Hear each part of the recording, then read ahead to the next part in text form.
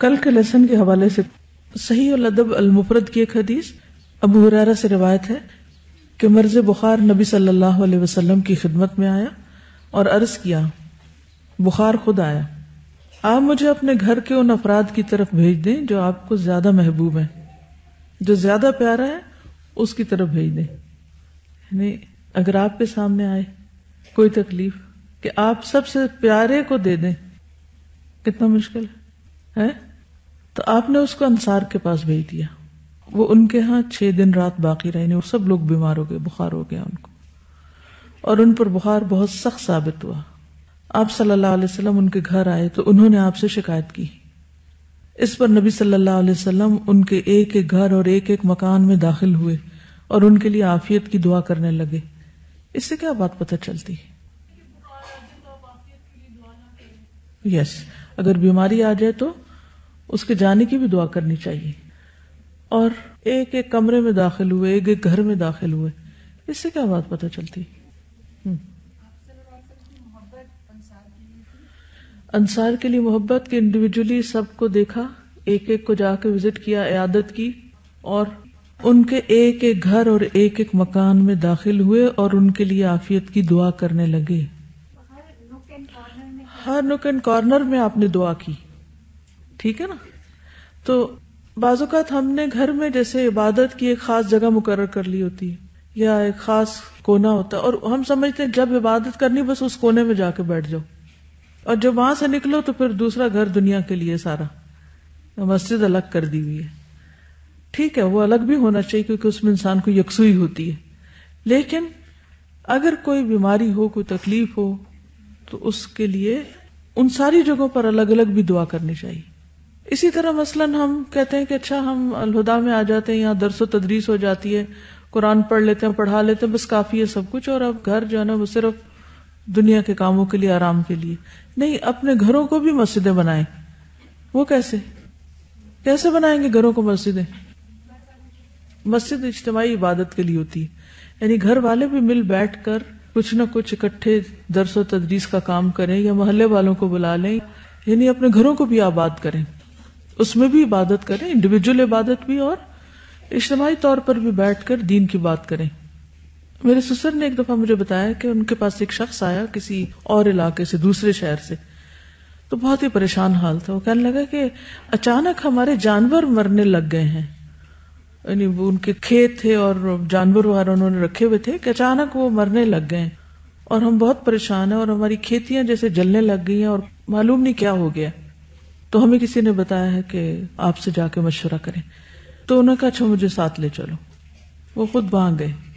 تو وہ کہتے ہیں کہ میں نے پوچھا کہ کہاں سے کہاں تک حد ہے تمہارے کھیت کی؟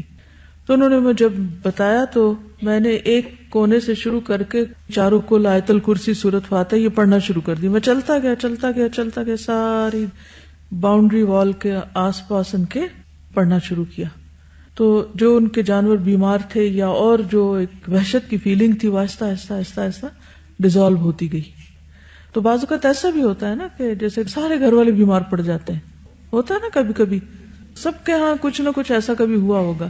مجھے بھی یاد ہے کہ ایک دفعہ عید کا دن تھا اور میرے والد بھی اور ہم سب بہن سب بخار میں پڑے ہوئے تھے، تو کوئی ہوش نہیں آ رہی تھی کہ کون کس کا حال پوچھے اور کیا کرے.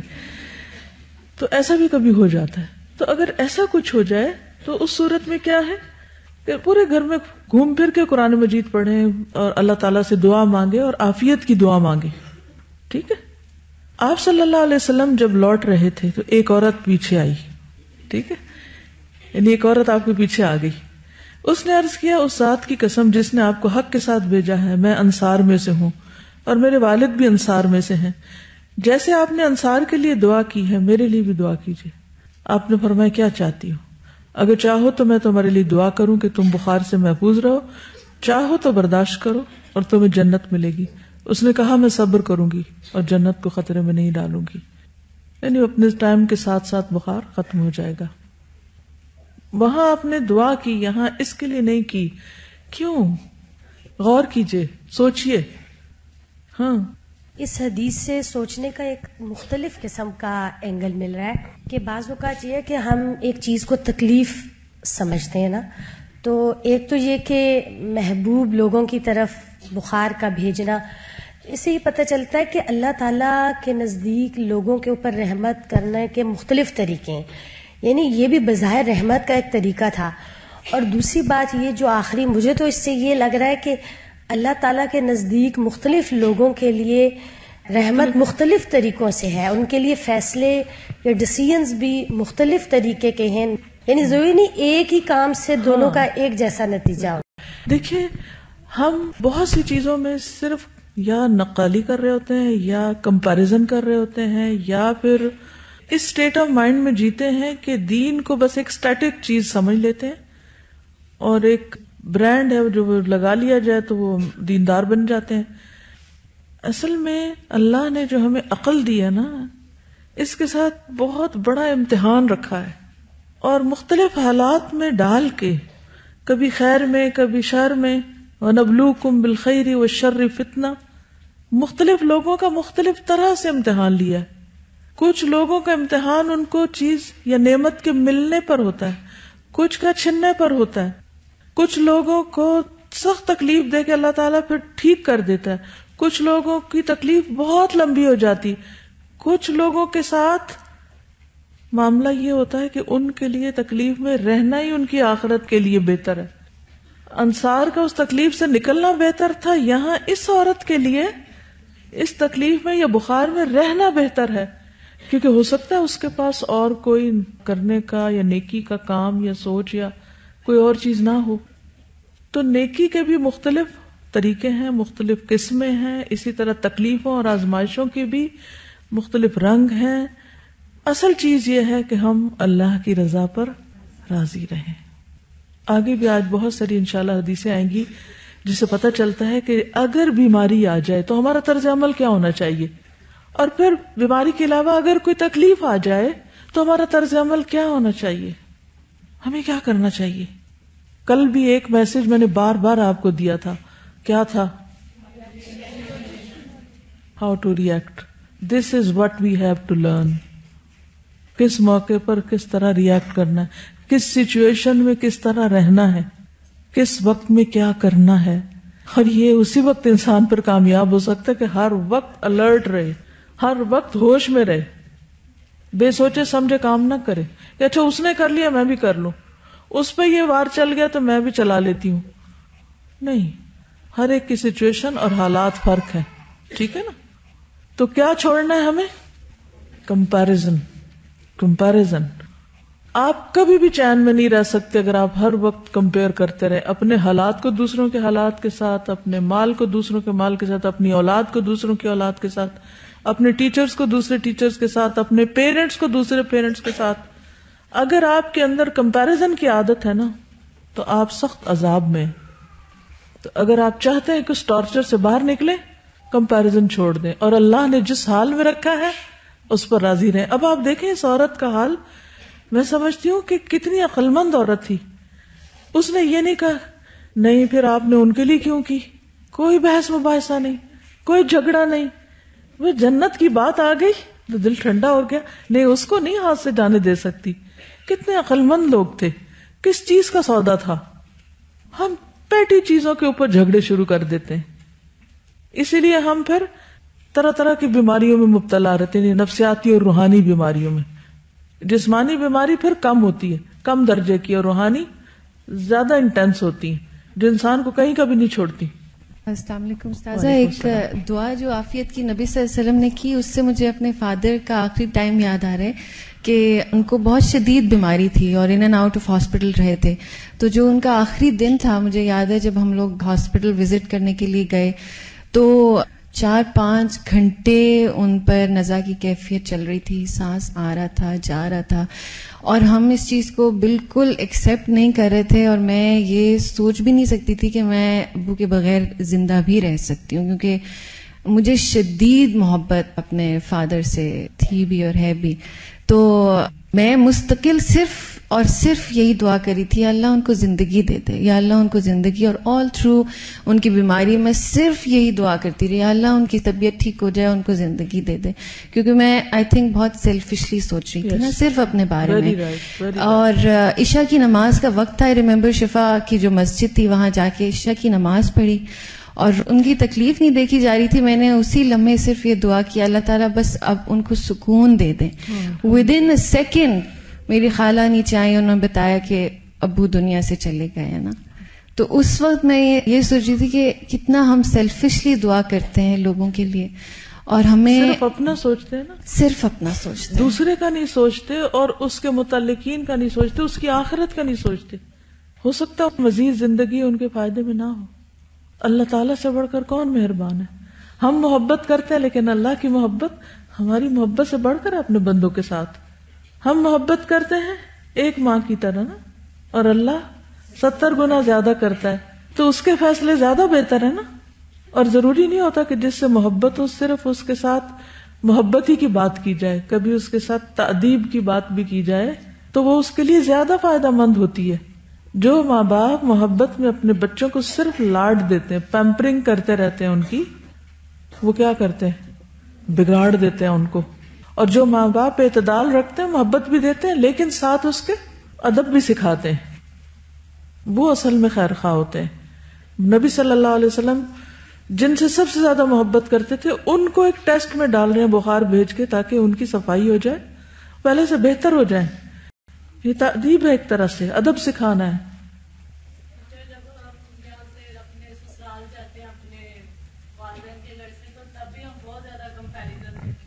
بالکل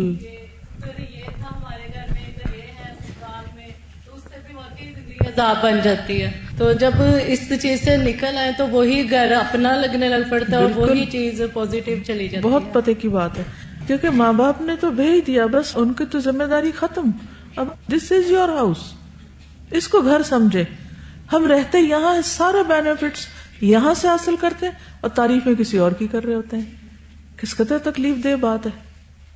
یعنی شوہر کما کے لا رہا ہے، وہ کھلا رہا ہے، پلا رہا ہے، ساری نعمتیں آرائشیں، علاج معالجہ، ہر چیز کا بندوبست کر رہا ہے. اس کے باوجود دل ہمارا جو ہے وہ کہیں اور اٹکا ہوا ہے کہ ہمارے ماں باپ ہمارے لیے کرتے تھے، ہمارے فلاں ایسا کرتا تھا، فلاں ایسا کرتا تھا.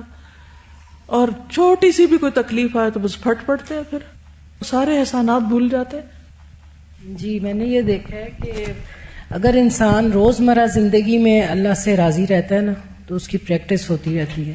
اور جب مصیبت آتی ہے نا تو میں سمجھتی ہوں کہ انسان بہت کمزور ہے، لیکن اس وقت وہ اللہ تعالیٰ توفیق دے دیتے ہیں مصیبت پر صبر کی بھی اور شکوہ شکایت نہ کرنے کی. تو یہ اس کی جو پچھلی پریکٹس ہوتی ہے اس کے نتیجے میں وہ توفیق آتی ہے. بالکل، پھر اس کا ایمان قائم رہتا ہے، اس کے حواس قائم رہتے ہیں، اس کے عمل میں فرق نہیں پڑتا. وہ اپنی نیکی کرنے کی جو روٹین ہے اس میں بھی خلل نہیں آنے دیتا. حت البصا، اللہ یہ کہ بالکل ہی اس کے ہاتھ سے چیزیں آؤٹ ہو جائیں. استاذہ یہی کمپیریزن ہمارا یہاں پہ ہاسٹل میں بھی ہوتا ہے. ہم جب یہاں پہ رہتے ہیں تو ہم کہتے ہیں گھر میں ایسا تھا اور یہاں پہ ایسا ہے، اور پھر ہم اپنی زندگی کو اپنے لیے خود مشکل بنا رہے ہوتے ہیں. بالکل، جو یہاں مل رہا ہوتا ہے وہ گھر میں تو نہیں ملتا نا، اسی لیے یہاں آئے نا. اس کو تو مینشن ہی نہیں کرتے کہ ہمیں یہاں کیا مل رہا ہے. نعمتوں پہ بالکل نظر نہیں ہوتی، اس کا شکرانہ بھی نہیں ہوتا. لہٰذا اللہ تعالیٰ ایسے لوگوں سے نعمت لے بھی لیتا ہے. پھر جو لوگ بہت زیادہ کمپلینٹ کرتے ہیں نا، پھر ایک وقت آتا ہے کہ اللہ تعالیٰ کہتا ہے واپس جاؤ وہیں خوش رہو. جی بچوں میں کمپیریزن، یس. اس کی وجہ سے جو وہ تھوڑا سا کم ناٹ دیٹ ویل بچہ ہوتا ہے، اس کو جو دوسرا بھائی بہن ہے اس سے نفرت ہونے لگتی ہے، اپنے موم ڈیڈ سے نفرت ہونے لگتی ہے، ان سے دور بھاگنے لگتا ہے. تو یہ بھی بہت بری بات ہے. بالکل، کیونکہ ہر ایک کی اپنی ایک خوبی ہے. یہی میرا جینا میرا مرنا کلاس میں ایک شخص کا واقعہ آپ نے بتایا تھا جس نے یہ کہا تھا کہ ہر روز میں خوش ہوتا ہوں کیونکہ ہر روز میری مرضی کی بات ہوتی ہے، کیونکہ جو اللہ سبحانہ تعالیٰ میرے لیے پلان کرتے ہیں میں سمجھتا ہوں کہ وہی میری مرضی ہے، میں اس میں خوش ہو جاتا ہوں. یہ مجھے اتنی اچھی لگی بات کہ میں ہر روز الحمدللہ اس کو پریکٹس کرتی ہوں. اور جب کبھی کوئی زیادہ دکھ کی بات ہوتی ہے تو جو ایک بالکل کنٹرول سے باہر چیز ہوتی ہے، کبھی آنسو نکلتے ہیں، کبھی دکھ ہوتا ہے، وہ اپنی جگہ پہ ہوتا ہے، لیکن اس کے بعد اللہ سبحانہ تعالیٰ اتنا صبر اور حوصلہ دیتے ہیں. اور میں نے یہ دیکھا ہے کہ اس سے بڑی حکمت ملتی ہے انسان کو کہ اتنا سوچا سمجھا ری ایکشن ہوتا ہے کیونکہ آپ اللہ کی حدود کے اندر رہ کے بات کرتے ہیں. اور اس میں آپ دیکھیے کہ جو دل کا اطمینان ہے، پوری دنیا کی دولت بھی خرچ کر دیں تو وہ آپ نہیں پا سکتے، لیکن وہ ملتا ہے تقدیر پر راضی ہونے سے، اللہ کے فیصلوں کو قبول کرنے سے، کوشش کے بعد اگر حالات نہیں بدلتے تو ان کو ایکسپٹ کرنے سے.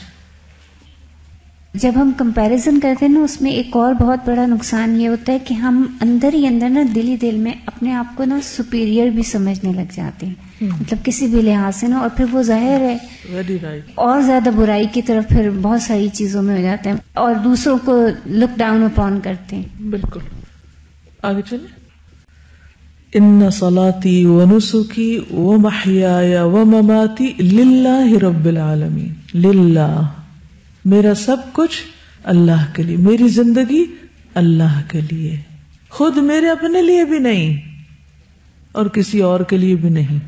میری زندگی کسی کے نام نہیں سوائے اللہ کے. کیونکہ اصل فریڈم یہی ہے کہ انسان اپنی خواہشات کے کیج یا پنجرے سے بھی باہر نکل آئے اور اللہ کا بن کے جیے. بعض اوقات ہم لوگوں سے تو کسی طرح آزاد ہو ہی جاتے ہیں، لیکن کہاں آپ پھنستے؟ اپنی خواہشات، شہوات، ڈیزائرز. مجھے یہ چاہیے، میں اس کے بغیر نہیں جی سکتا. جو ہی آپ کی کوئی چاہت آپ پہ غالب آ گئی، اس نے آپ کو کنٹرول کر لیا تو آپ قید میں آ گئے. اب آپ قید خانے میں ہیں، چین میں ہیں، اور یہ چین آپ نے خود ہی اپنے اوپر ڈالی ہے. اس کا حل کیا ہے کہ ہم اپنی ہر چیز اللہ کے لیے کر لیں. ان صلاتی ونسکی ومحیای ومماتی. میری نماز بھی صرف سکون پانے اور لذت حاصل کرنے کے لیے نہیں. ٹھیک ہے، نماز آنکھوں کی ٹھنڈک ہے، لیکن وہ کس کو خوش کرنے کے لیے ہونی چاہیے؟ اپنے آپ کو خوش کرنے کے لیے، اللہ کو خوش کرنے کے لیے. اگر کوئی یہ کہے کہ میں نماز پڑھتی ہوں تاکہ میں خوش ہو جاؤں، وہ ہو ہی جائیں گے آپ. وہ تو قرۃ عین ہے، آنکھوں کی ٹھنڈک ہے. نبی صلی اللہ علیہ وسلم نے فرمایا تھا نا کہ میرے لیے نماز میں آنکھوں کی ٹھنڈک رکھ دی گئی. لیکن نماز آپ پڑھیں گے کس کے لیے؟ ان صلاتی للہ رب العالمین. ونسکی، آپ مال خرچ کرتے ہیں، آپ کسی کی خدمت کرتے ہیں، آپ کسی کے کام آتے ہیں. کبھی آپ کہتے ہیں وہ خوش ہو جائے، کبھی آپ کہتے ہیں مجھے خوشی ملتی ہے. آپ بہت سے لوگوں سے پوچھیں آپ چیریٹی کا کام کیوں کرتے ہیں؟ آپ اتنی محنت کیوں کرتے ہیں؟ آپ فلاں اور فلاں قربانی کیوں کرتے ہیں؟ کیا کہتے ہیں لوگ؟ مجھے اس سے خوشی حاصل ہوتی ہے. وہ اچھی بات ہے، لیکن دس از ناٹ انف. کیا کرنا چاہیے؟ للہ نسکی، میری قربانی. کوئی بھی قربانی کرے، کوئی بھی سیکریفائس کرے، صرف نفس کی لذت کے لیے نہیں کریں. وہ جب آپ نے اللہ کو خوش کر دیا تو کیا اللہ آپ کو خوش نہیں کرے گا؟ سوچئے، اگر آپ نے اللہ کو خوش کر دیا، اللہ کو راضی کر دیا، اللہ آپ کو راضی کر دے گا. رضی اللہ عنہم ورضوا عنہ. اللہ ان سے راضی ہو گیا اور وہ اللہ سے راضی ہو گئے. تو اصل چیز کیا ہے؟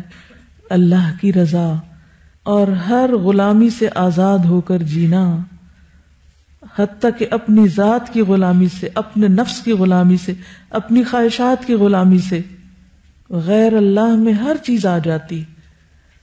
غیر اللہ کے لیے جینا قید میں جینا ہے، کیج میں رہنا ہے، کیو میں رہنا ہے، تکلیف میں رہنا ہے، بے بسی میں رہنا ہے اور کچھ نہ کر سکنا ہے. اسی لیے آپ نے دیکھا ہوگا کہ کچھ لوگ اس قدر موڈ کے غلام ہوتے ہیں، موڈ بگڑ جائے وہ کچھ بھی نہیں کر سکتے، اچھے اچھے نیک کام چھوڑ دیتے ہیں. یہ موڈ بگڑ گیا، موڈ کے غلام ہے نا. تو جو اس سے نکل آئے کوئی بات نہیں، میں کیا چیز ہوں؟ اگر مجھے کسی نے کچھ کہہ دیا یا میرا حق مجھے نہیں ملا تو میں کیا ہوں؟ نتھنگ. اللہ کے حق میں کمی نہیں ہونی چاہیے. یہاں حال یہ ہے کہ ہر وقت اللہ کے حق میں کمی کرتے ہیں. اگر اپنے حق میں کوئی کمی ہو جائے پھر فلیئر اپ ہو جاتے ہیں، اور دن رات جو ہم اللہ کے حق میں کمی کر رہے ہیں اس کی کوئی خبر نہیں ہمیں. تو be slave of Allah, not yourself, not people, not money, not your kids, not your husband. لا الہ الا اللہ انسان کو ہر چیز سے آزاد کر دیتا ہے کہ بس میرا صرف ایک الہ ہے, مجھے صرف اس کی سننی ہے, اندر اپنی بھی نہیں سننی, اس کی سننی ہے بس. وہ اس وقت مجھ سے کیا چاہتا ہے, اس وقت کیا چاہتا ہے, یہ جو یہاں میں بیٹھی ہوں یہاں وہ مجھ سے کیا چاہتا ہے کہ میں کیا کروں, اگر میں مصلی پہ کھڑی ہوں تو وہاں کیا چاہتا ہے کہ میں کیا کروں, اگر مجھے کوئی بھی نہیں دیکھ رہا اور میں کوئی کام کر رہی ہوں وہ کیا چاہتا ہے کہ میں کس طرح یہ کام کروں. بس ایسے ہی دھوکے سے الٹا پلٹا نہیں, احسن طریقے سے, کیونکہ ان رحمت اللہ قریب من المحسنین, جو محسن ہوتا ہے, جو اچھے طریقے سے کام کو کرتا ہے, اللہ کی رحمت اس کے قریب ہوتی ہے, اس کی مشکلات خود ہی آسان ہونے لگیں گی. شکوے شکایتیں کرنے کی بجائے محسن بن جائیے, ہر چیز کے اندر بہتری لائیے, لوگوں کے دباؤ سے نہیں, لوگوں کے ڈر سے نہیں, اللہ کی خاطر. پھر آپ دیکھیے آپ کے دل کی حالت کیا ہوتی ہے. جتنا جتنا اللہ کو پہچانتے جائیں گے اتنا اتنا دل کے اندر سرور اور خوشی پیدا ہوتی جائے گی, اور یہی دراصل دنیا میں جنت ہے. دنیا کی جنت دل کی راحت ہے, دل کا سکون ہے. باہر کے حالات اتنے میٹر نہیں کرتے, اصل چیز یہ کہ ہاؤ ڈو یو فیل, اندر کیا ہے آپ کے. اگر ہر چیز بھی اچھی ہو جائے اور اندر اچھا نہیں تو کیا فائدہ. اور وہ کیوں اچھا نہیں, ذرا پیچھے چلے جائیے, کس چیز نے اس کو بگاڑا, کیوں بگڑا, خواہش نفس نے. جب اس کی تکمیل نہیں تو بگڑ گیا ہوں. تو کیا میری خواہش نفس میرا الہ ہے, وہ کیوں مجھ پہ حاوی ہے کہ وہ مجھے کنٹرول کرے اور میں اللہ کی بندگی سے نکل جاؤں اور جو اچھے کام کریں ان کو چھوڑ بیٹھوں. نو وے. امام ابن تیمیہ نے جب ان کو قید میں ڈال دیا گیا تو انہوں نے کہا کہ میرے دشمن میرا کیا بگاڑ سکتے ہیں, میرے دشمن میرا کچھ نہیں بگاڑ سکتے, اس لیے کہ اس قید میں میرے لیے تنہائی ہے, خلوت, اللہ کے ساتھ, اپنے محبوب کے ساتھ. اس سے بڑھ کر مجھے کیا چاہیے, یعنی یہاں کوئی بھی نہیں, مجھے انہوں نے سب سے ہٹا کے الگ کر کے رکھ دیا. اب یہاں میں ہوں اور میرا رب, میں یہاں بغیر کسی ڈسٹریکشن کے زیادہ سے زیادہ اس سے انٹریکٹ کر سکتا ہوں. اگر یہ مجھے قتل کر دیں گے تو شہادت, اس سے اچھی موت کون سی. اور اگر یہ مجھے ملک سے باہر نکال دیں گے, جلا وطن کر دیں گے تو سیاحت, میرا کیا بگاڑیں گے. یہ ہے اصل مثبت سوچ. کوئی آپ کا کیا نقصان کر سکتا ہے, زیادہ زیادہ مار دے گا. اگر کوئی آپ سے کچھ چھین بھی لیتا ہے, کوئی مال و دولت چھین لیتا ہے, تو کیا اللہ نے ایک ایک ذرہ گن نہیں رکھا, ہر چیز گن رکھی ہے اس نے, کیا وہ لوٹائے گا نہیں, وہ ضرور لوٹائے گا. یقین مانیے دنیا میں کوئی آپ کا کچھ بگاڑ نہیں سکتا. اصل میں ہم اپنے آپ کے خود ہی دشمن ہیں, ہمیں اپنی اصلاح چاہیے. جی استاذہ, میں نے ایک بزرگ کا قول پڑھا کسی کتاب میں, ان سے کسی نے پوچھا کہ مومن کون ہوتا ہے, تو انہوں نے ایک بڑی خوبصورت بات کہی کہ مومن وہ ہے جو صاحب حال ہے, یعنی جو جس حال میں پریزنٹ ہے اس کو بہت اچھا گزارے, جو اس کا گزر چکا ہے اس پہ اس کا اختیار نہیں, اور جو آنے والا ہے اس پر بھی اس کا اختیار نہیں. تو صاحب حال اصل میں مومن ہے. آپ کو پتہ ہے کہ اس وقت دنیا میں بیسٹ سیلر بک کون سی ہے؟ The power of now. Millions of copies اس کی بک چکی ہیں. پاور آف ناؤ, یعنی اس وقت کو اچھا کر لو. یعنی جہاں رہ رہے, مثلا آپ ہاسٹل میں رہ رہے ہیں, یا آپ اس وقت کلاس میں قید ہیں, یا آپ کہیں پر بھی بارش میں سٹک ہو گئے, گاڑی رک گئی کہیں, وغیرہ وغیرہ, کوئی مسئلہ پیش آ گیا, اب کیا کریں گے؟ کچھ لوگوں نے ہر وقت بے چین ہونے کا گر سیکھ رکھا ہے, کوئی انہیں بہانہ چاہیے پریشان ہونے کا, اسی میں ان کی راحت ہے شاید. اور کچھ لوگ انتہائی پریشانی میں بھی سکون بیٹھے ہوتے کہ کیا مسئلہ ہے, میں ذکر کر سکتی ہوں, میں کچھ پڑھ سکتی ہوں, مجھے جو قرآن یاد ہے اسے دہرا سکتی ہوں, اگر میرے پاس کتاب ہے تو میں اس کو پڑھ سکتی ہوں, میں اللہ سے باتیں کر سکتی ہوں, کیا مسئلہ ہے؟ کوئی مسئلہ نہیں.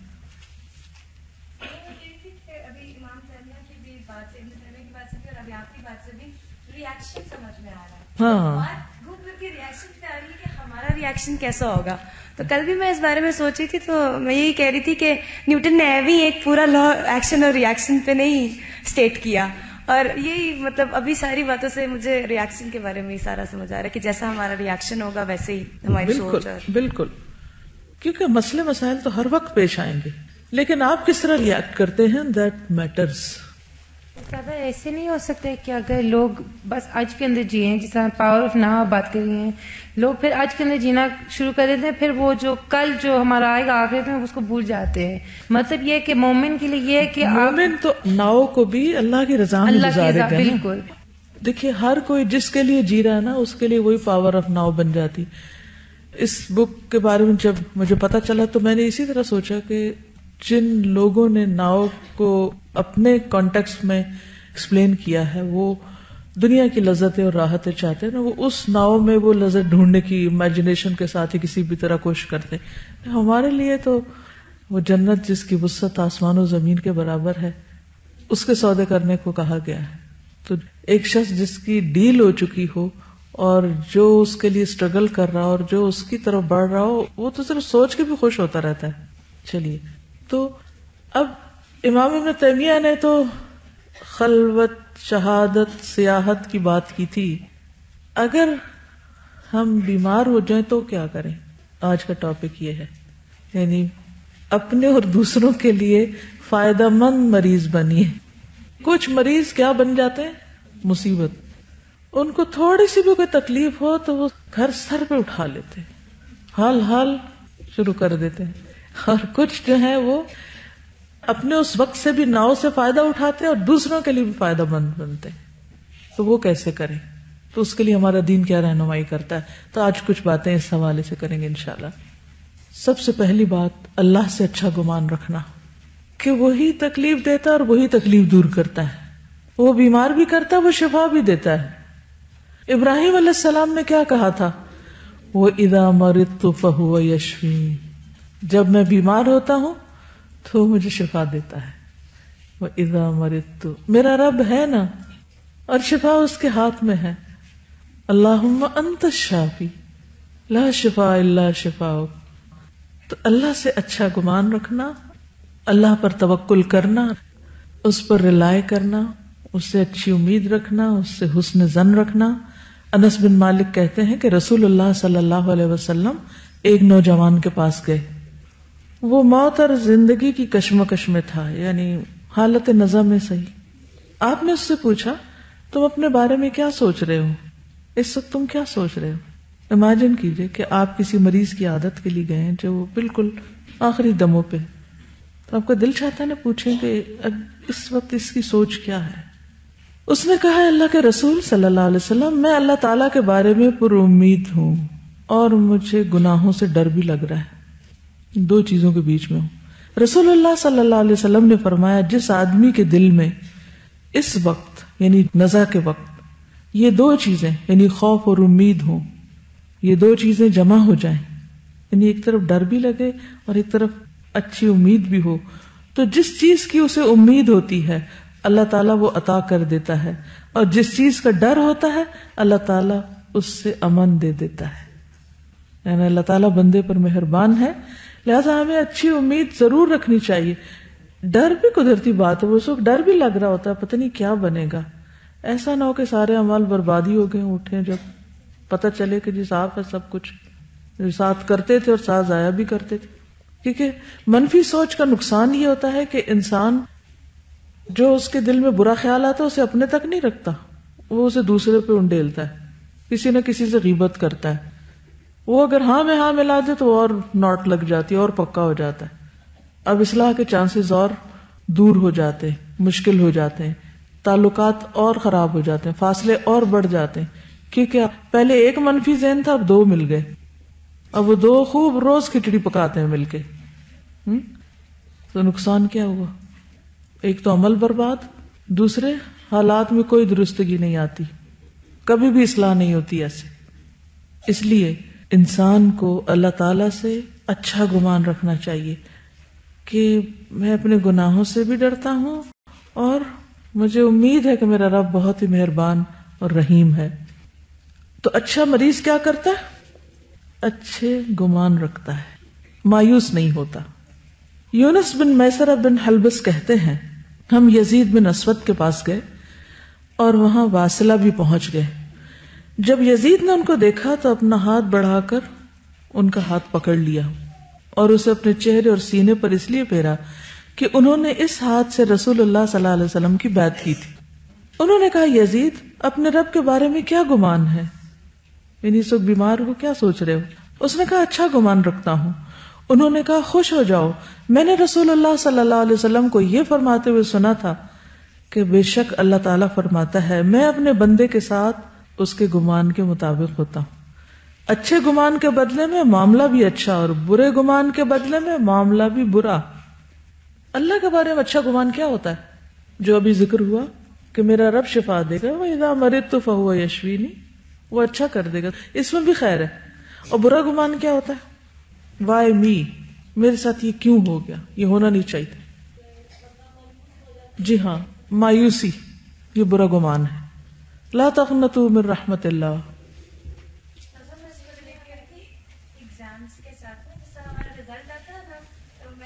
ہمیشہ ایسا ہوتا تھا کہ میں کیا کرتی تھی کہ سوچی ہوتی تھی کہ میں نے یہاں پہ بھی غلطی کی، میں نے یہاں پہ بھی، لیکن مجھے یقین ہوتا تھا کہ چلو پوزیشن آ جائے گی، آج اللہ ہے نا، اللہ دے دے گا پوزیشن. میں اس کو بالکل اس سے ریلیٹ کر رہی تھی کہ ویسا ہی ہوتا ہے. بالکل. اصل میں یہ ہوتا سب کے ساتھ ہے. کچھ لوگ اس کو شعوری طور پر سمجھتے ہیں اور کچھ نہیں سمجھتے. کیا ہم صرف دینے والے ہی یا ہمیں کچھ ملتا بھی ہے؟ سب سوچیں. لیکن کتنے لوگ ہیں جو دینے کو تو بہت یاد رکھتے ہیں اور ملنے کو کچھ بھی یاد نہیں رکھتے اور اس کو ریلیٹ بھی نہیں کر سکتے، ان نعمتوں کا احساس بھی نہیں کرتے، لہٰذا انہیں کچھ خوشی بھی نہیں ہوتی کہ میرے رب نے مجھے دیا. مجھے اچھی طرح یاد ہے کہ 2004 میں جب میں کینیڈا جا رہی تھی تو اس سال میں شاید کچھ سیلاب وغیرہ بھی آیا تھا. ون آف مائی ٹرپس یہاں سیلاب آیا ہوا تھا، تو میں جو کہ جا رہی تھی تو کچھ اور تو کر نہیں سکتی تھی. میں نے کہا اچھا چلو جو میرے کلوتھز ہیں وہ میں دے جاتی ہوں. اور پھر سوچا اچھا واپس آؤں گی تو کیا کروں گی. ان کا اچھا دیکھا جائے گا جب آؤں گی تو. اب یقین کریں کہ جب ہماری فلائٹ وہاں پر لینڈ کرتی ہے اور جو ہماری ہوسٹ تھیں انہوں نے صرف اپنے اندازے سے میرے لیے 3-4 سوٹ سلوا کے وارڈ روم میں ہینگ کیے ہوئے تھے. اور میں دیکھ کے حیران ہو گئی کہ میں نے کہا یہ کیا، ان کو تو میرا سائز بھی نہیں صحیح پتا تھا. اور بہترین کپڑا بالکل نیو. میں اپنے پرانے دیکھ کے سوچ رہی ہوں کہ میرا کیا بنے گا، اور اللہ تعالیٰ کہتے ہیں دیکھو. تو کبھی بھی یہ سوچنا بھی نہیں چاہیے کہ میرا کیا بنے گا. جس رب نے یہ دیا وہ رب پھر دے دے گا. اس کے خزانے کہیں ختم ہوتے؟ اس کے خزانے کہیں بھی ختم نہیں ہوتے. ہمارے دل چھوٹے ہیں کہ ہم سمجھتے ہیں ہم اپنے لیے زیادہ بہتر پلان کر سکتے ہیں، حالانکہ اللہ از دا بیسٹ پلانر. مریض کو سب سے پہلے کیا کرنا چاہیے؟ اچھا گمان رکھنا چاہیے. نمبر 2 عافیت کی دعا مانگنی چاہیے. حضرت علی سے مروی ہے ایک مرتبہ نبی صلی اللہ علیہ وسلم کا میرے پاس سے گزر ہوا. میں اس وقت بیمار تھا اور دعا کر رہا تھا کہ اے اللہ اگر میری موت کا وقت قریب آ گیا ہے تو مجھے اس بیماری سے راحت عطا فرما اور مجھے اپنے پاس بلا لے. اگر اس میں دیر ہے یعنی ابھی میری موت نہیں آنے والی تو شفا عطا فرما دے، اور اگر یہ کوئی آزمائش ہے میری تو مجھے صبر عطا فرما دے. یعنی اگر ابھی فوری شفا نہیں ہو سکتی اور کسی امتحان کی وجہ سے بیماری آئی ہوئی ہے تو پھر مجھے صبر دے دے. نبی صلی اللہ علیہ وسلم نے فرمایا تم کیا کہہ رہے ہو، کیا مانگ رہے ہو؟ تو وہ کہتے ہیں میں نے اپنی بات پھر دہرا دی کہ میں نے یہ مانگا ہے. کیا موت قریب ہے تو بس پھر راحت دے دے، جیسے آپ نے کہا نا سکون دے دے. اگر نہیں تو شفا دے دے، اور اگر یہ امتحان ہے اور اس نے ابھی سٹے کرنا ہے کچھ دن تو صبر دے دے، اسے نبھانے کی توفیق دے دے مجھے. تو انہوں نے کہا کہ کیا کہہ رہے ہو؟ میں نے اپنی بات دہرا دی. نبی صلی اللہ علیہ وسلم نے مجھ پر ہاتھ پھیر کر دعا فرمائی اے اللہ اسے عافیت اور شفا عطا فرما. علی رضی اللہ تعالیٰ عنہ کہتے ہیں اس کے بعد مجھے وہ تکلیف کبھی نہیں ہوئی. وہ ہم دعا بھی مانگتے ہیں نا کہ اذهب البأس رب الناس واشف انت الشافی اشف شفاء لا یغادر سقما. ایسی شفا کہ جس کے بعد بیماری رہے ہی نہ، کبھی پلٹ کے بھی نہ آئے. تو اللہ سبحانہ وتعالیٰ سے شفا کی دعائیں بیماری میں مانگتے رہنا چاہیے. ٹھیک ہے. پھر یہ کہ بد دعائیں نہیں کرنی چاہیے اس وقت. رسول اللہ صلی اللہ علیہ وسلم نے فرمایا اپنے آپ کو بد دعا نہ دو، خود کو بھی نہیں. یہ نہ کہو میں مر جاؤں، یہ نہیں کہنا چاہیے. اپنی اولاد کو بد دعا نہ دو، اپنے خادموں کو بد دعا نہ دو، اور اپنے مال کو بد دعا نہ دو، اپنے اموال کو بد دعا نہ دو کہ مال برباد ہو یا کچھ بھی. ایسا نہ ہو کہ وہ اللہ کی طرف سے عطا اور قبولیت کی گھڑی ہو کہ ادھر تم کوئی بد دعا کرو اور اللہ تعالیٰ اسے تمہارے لیے قبول کر لے. منہ سے برے لفظ نہ نکالو. تو مریض کو مایوسی کی باتیں نہیں کرنی چاہیے، برے لفظ منہ سے نہیں نکالنے چاہیے. پھر کیا منہ سے نکالنا چاہیے، کیا بولنا چاہیے؟